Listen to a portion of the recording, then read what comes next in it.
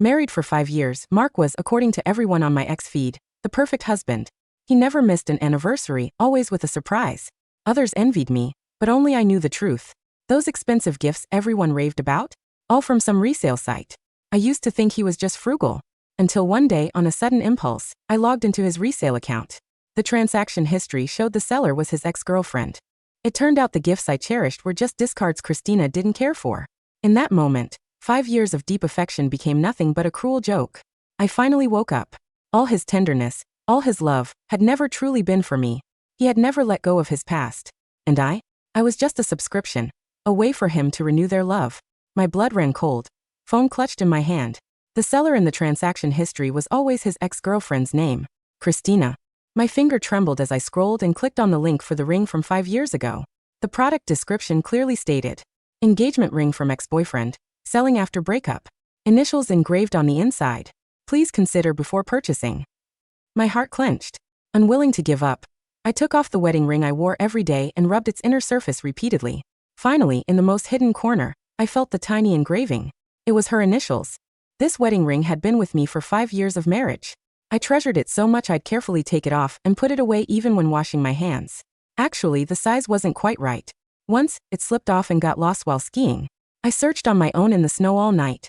My hands and feet got frostbitten, and I almost needed an amputation. It turned out, all those promises of a lifetime, they were just scraps from someone else's table. I flipped through the records. Christina had specified the origin of each item in the product details. Selling in used items after breakup, gifts from an ex. My pajamas from our wedding night? Her old clothes. All those exquisite pieces of jewelry, those designer bags over the years. Every seemingly thoughtful gift was just a witness to his story with another woman. I stood there, phone in hand, fingers icy. I asked him in a choked voice, as he stepped out of the bathroom, are all the gifts you've given me secondhand? He casually looked up, drying his hair, his tone candid and indifferent. Gifts are about the thought, and secondhand items are just as good. No need to waste money. Don't be so materialistic like other women. He thought I cared about the price, but he didn't realize what sickened me was being a substitute, a cheap replacement from start to finish. I finally couldn't hold back the tears. Why would you re-gift things you gave to Christina to me? He paused, his gaze flickered away. She sold them at a good price, and the channel was verified. Christina and I are in the past. Can you stop being so dramatic? I looked at him, utterly disbelieving, tears streaming down my face. You bought back your ex-girlfriend's engagement ring and gave it to me as my wedding ring, and I'm being dramatic? He frowned. Is a ring she's worn not a ring anymore? All right, I'm tired from work. Do you have to cause a scene over something so trivial? Every word dripped with impatience and accusation. I watched him turn his back to me and fall asleep. My heart felt like it was being strangled by that ring, the pain so intense I couldn't breathe. Using that unique ID, I easily tracked down all of Christina's social media accounts. Following the digital breadcrumbs, I found her long inactive In's account. It hadn't been updated in years, but it was still linked to that familiar profile picture, Mark's account. Her posts were, predictably, restricted. I thought for a moment, typed in Christina's publicly listed birthday from her other social media, and just like that, it unlocked. It was packed with all of his and her past. In 5 years of marriage, Mark had never posted a single picture of me on X. Even on the day Harry was born, he posted grateful for the miracle of life, but the accompanying picture was just a random stock photo he'd downloaded. But in this restricted feed, he posted Christina's pictures for every holiday. She looked vibrant and full of life through his lens. Drooling in her sleep, getting ice cream on her nose, laughing so hard she had a double chin, crying with tears and snot running down her face. Anyone could see he was madly in love with her, every single expression. Unlike me when I cried, he would just calmly say, wipe it off. You don't look good like that. There were several videos from when they were deeply in love saved in the album. He'd call her in a soft, doting voice, my darling. And me? From dating to marriage, he always just called me by my name. He never called me darling. I used to think he was just reserved, not good at expressing himself. But it was only because every time he said it, it felt like he was calling someone else. Unable to stop trembling, I shook him awake. Mark. I heard my voice broken. Can you call me darling just once? His sleepy eyes instantly cleared, his pupils constricted. He still couldn't say it. He just whispered, stop it, go back to sleep. I closed my eyes, my heart utterly disheartened. The next day, Mark came home from work and immediately zoned out on the couch. Every day after work he would sit there for 10 minutes. Silent, no phone, no TV. I once thought it was just his way of relaxing. It was only today, looking at his empty, distant gaze, that I understood. His body was here with me, but his mind was miles away. A chill snaked up my spine, my voice dry. I blurted out, "Mark, who are you thinking about right now? Is it Christina?" His face instantly changed. "Are you done or not? She's getting married soon. Why can't you just let it go already?" With that, he got up, grabbed his jacket, and slammed the door shut. A loud bang echoed through the living room. His phone, which had slipped from his pocket, lay quietly in the couch cushion. I couldn't help but reach for it and unlock it. The WhatsApp interface was open to his chat with Christina. The messages were frequent, especially recently, with her wedding approaching. Mark was bustling around, 100 times more invested than he ever was for our wedding. He helped her pick out wedding dresses, finalized the hotel menu, and even painstakingly reviewed the wording for the invitations. When we got married, his best man helped him choose his own suit. Scrolling further up their chat history, I felt like a beggar who had stumbled into a lavish feast, utterly out of place. His messages to me were always the same few things. Working late tonight. Okay. All right. I used to think he just had a bland personality, not good at online communication. Every time I shared a pretty cloud, a cute dog, or a funny meme with him, he never replied. But it turned out he forwarded all of those to her. They could chat back and forth for ages, even about trivial things like, "The pork chop for lunch today was really good." His capacity for emotional connection was always there. He just never shared a single ounce of it with me. I remembered when Christina lost her job. He pulled every string to get her into his own company, with a salary even higher than mine. I was fresh back in the workforce after having Harry, suffocating from the office politics, and I begged him to help me transfer. He coldly refused. "I'm just helping a friend. There's nothing more to it. You're my wife, I need to keep things professional." Christina cried in the break room, red-eyed, because her boss was giving her a hard time.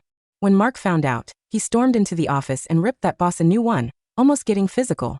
Then he transferred her to work directly under him. But when my boss publicly humiliated me, and I came home crying for help, he just shrugged it off, still playing his game. "Isn't that just how workplaces are? Just deal with it." I couldn't help but say, "He said some really nasty things." He didn't even look up. "You're just too sensitive." My heart sank further and further, dropping into an icy pit. I looked at our son playing. His little face, so much like Mark's, made the pain almost unbearable, choking me. Where was I supposed to go from here? On Christina's wedding day, Mark went to help set up the venue at 3 a.m. Harry suddenly started convulsing with a fever. I rushed out of the house, clutching my burning hot child, calling Mark dozens of times on the way, but he never answered. I handled the registration, the payments, held Harry's eyes closed for his shots. All by myself. Tears mixed with sweat streamed down my face. It wasn't until evening that I saw a photo on a mutual friend's Twitter feed. During the ring exchange, I saw a familiar figure in a suit standing among the guests. Just from his silhouette, I knew it was him, and he was crying. Meanwhile, on my phone there was a message from him, sent just hours earlier. "If the kid has a fever, just take him to the hospital. I'm not a doctor." In that moment, I could no longer deceive myself. For these 5 years, I was just a placeholder. Right after we got married, Christina lost a big investment and racked up debt. She called weeping. Mark transferred $200,000 without a second thought. That money was supposed to be our wedding gift fund, the down payment for our house. When I questioned him, he retorted with a defiant air, "She's in trouble and she came to me. What was I supposed to do?" Later, looking at his bank statements, I realized it wasn't the first time. She opened a business, and he provided the startup capital. She bought a car, and he was the guarantor. Even her utility bills were being paid from his card. Yet for 5 years of our marriage, he always claimed he was short on cash. And we even skipped our honeymoon. One night, she called late, saying her boyfriend was out of town, and the power was out, making her scared. Mark got dressed and left immediately. I blocked his way at the door. "She's almost 30 and she's afraid of the dark?" He pushed me aside. "You don't understand. She has anxiety. If it gets bad, something could happen." Later, I learned her so-called anxiety was just being unable to sleep alone. During my postpartum depression, I spent half a year sleepless, crying all night, standing on the balcony and thinking of jumping. He only had one cold line. "Are you just bored?" My heart truly died. In those 5 years, my light was never lit. He poured everything into ensuring her happiness, so I would grant him his deep affection for her. I called my lawyer, my voice calm. "Please draft a divorce agreement for me." The plastic housing of my phone was cold against my palm, the low hum of the dial tone dying instantly in the quiet bedroom. "Mr. Vance," I said, my voice smooth, calm, and completely devoid of the trembling that had kept me awake for 5 years. "Please draft a divorce agreement for me. I want sole physical custody of Harry, and I want a full forensic audit of our joint accounts from the past 60 months. On the other end of the line, Marcus Vance, New York's most formidable family lawyer, and a man who had once represented my father before his Retirement paused. The audit is a smart move, Joanna, Marcus said, his tone dry and professional. If he has been siphoning marital assets to his ex-girlfriend, the court will claw back every single cent. But what about the house? The deed is under his name, isn't it? The down payment was funded by my mother's estate, Mr. Vance, I said, my gaze falling on the empty nightstand. I have the wire receipts from 5 years ago. I'll let him keep his name on the empty walls. I just want my capital back. Very well, he said. I will have my associates serve him at his office tomorrow morning. I hung up the phone. The bedroom was silent, the gray light of the late afternoon filtering through the thin white blinds. I stood up, walked to my jewelry box and took out the platinum wedding ring, the one with Christina's initials engraved in the most hidden corner, the one I had frostbitten my fingers in the snow to find. I laid it on the nightstand, right next to the house keys and the copy of the marriage certificate. Beside it, I placed the faded Target brand cotton pajamas, the ones she had worn, the ones he had bought back from her resale account for $50 to give to me on our wedding night. I didn't pack much. 2 suitcases held everything I had bought with my own salary over the past 5 years. I packed Harry's clothes, his favorite stuffed bear, and the old leather journal where I had documented my postpartum depression, the journal he had dismissed with a single cold line. Are you just bored? I walked into Harry's room. He was sleeping, his fever finally gone, his small face pale but peaceful under the soft blue blanket. Come on, Harry, I whispered, lifting him into my arms. He was light, his head resting against my shoulder, his small fingers weakly clutching my collar. We're going to a new house. As the front door of our apartment shut behind me with a soft, heavy click, I didn't look back. The 16 years of my life I had spent as an anchor, letting them corrode my health, my youth, and my talent while they sailed on my money, were finally over. I had cut the chain, and the ship was about to drift into the rocks.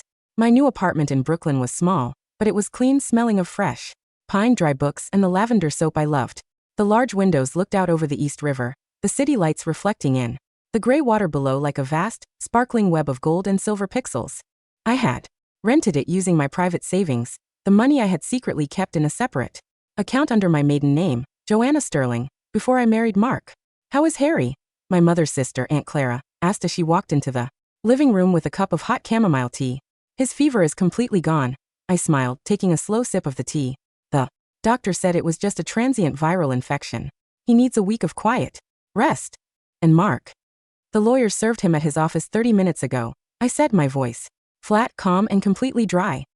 By tomorrow morning his personal accounts will be frozen by court order. He deserves it, Clara growled, her face tight with a quiet maternal anger. To use your mother's down payment to buy his ex-girlfriend's old clothes. I never knew a man could be so disgusting. He wasn't a man, Clara, I said, looking out at the dark harbor. He was just a ghost I allowed to walk beside me. I opened my laptop and logged into my banking app. Alert. The joint checking account ending in number 4421 has been closed as per your request. The remaining balance of $8,420 has been transferred to your private account. Another notification followed immediately. Alert. The secondary credit cards issued to Mark Thompson have been deactivated. Status: permanent closure. I looked at the notifications, my thumb lightly tracing the glass screen. For 5 years, his static reservoir band expenses, his private weekend trips to help Christina move her furniture, and even the utility bills for her new apartment had been drawn directly from that joint account. He had treated my salary like a domestic utility, a natural resource that would never run dry. Let's see how much you love her wedding now, Mark, I whispered. At 7:30 p.m., the front door of the New York apartment opened. Mark walked in, his suit jacket draped over his arm, his face pale and sunken from 14 hours of standing at Christina's wedding. His eyes were bloodshot, his ears still ringing with the sound of the wedding march and the sight of Christina in her white lace gown, marrying a wealthy real estate developer from Chicago. He had cried during the ring exchange. He had stood among the guests, his heart completely shattered as he watched another man slip a diamond onto her finger.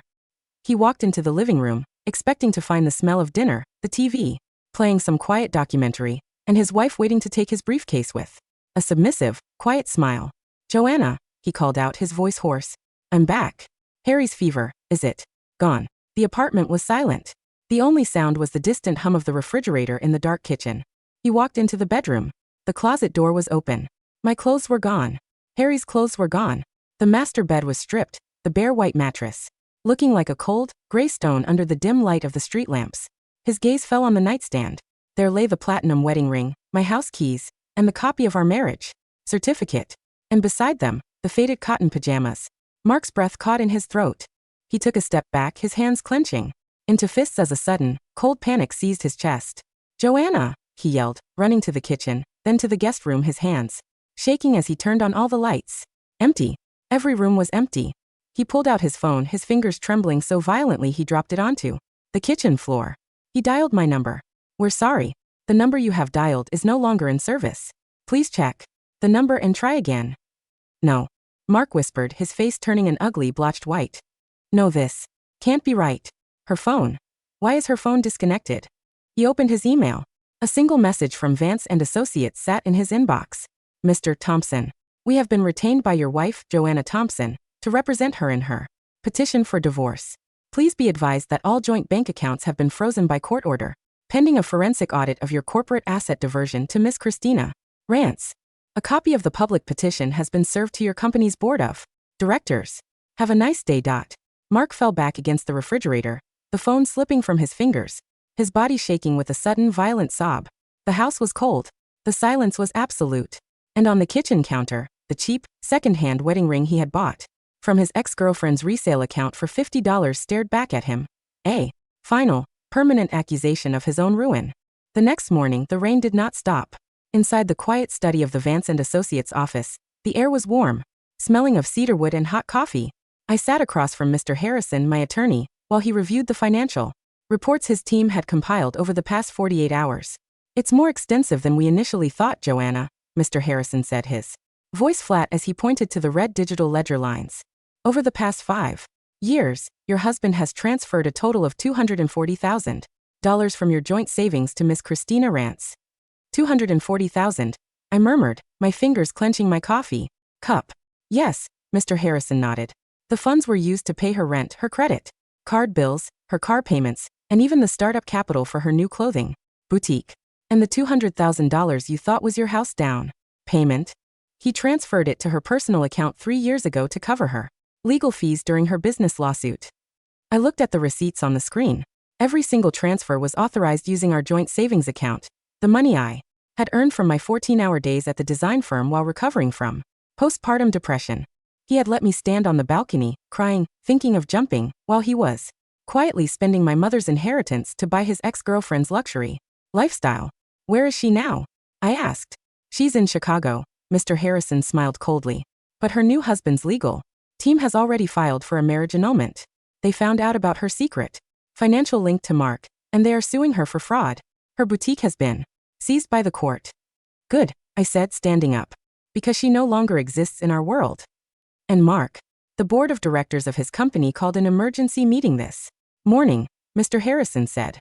"They are demanding his immediate resignation for using corporate channels to secure her job, and for abusing his authority to fight her boss. He has nothing left but his name." At his cold, empty apartment, the lights were off, the winter wind lashing against the dirty windows. Mark sat on the floor, his hands clutched between his knees, his eyes fixed on the empty gray walls. His custom suit was wrinkled, his hair disheveled, looking 10 years older than the handsome, arrogant man who had stood at Christina's wedding. "Mark, please." A voice came from the hallway, high, nasal, and entirely devoid of its old, sweet timidity. It was Christina. She stood in the doorway, her hands shaking, her expensive mink coat wet from the rain. She looked like a ghost of her former self, her elegant, proud, socialite demeanor completely gone. The lawyers in Chicago frozen my accounts," she sobbed, falling onto her knees before him on the dirty carpet. "They said my marriage is annulled. I have to pay back the $300,000 her husband's family is demanding. Mark, you have money. You have your company's shares. Please, help me." Mark slowly turned his head to look at her. The sweet, vibrant first love he had spent 5 years of his life to protect now looked like an ugly, desperate parasite in the dim light of his ruin.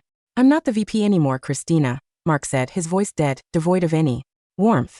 "I have no money. My mother's house has been foreclosed by the bank. My personal accounts are frozen.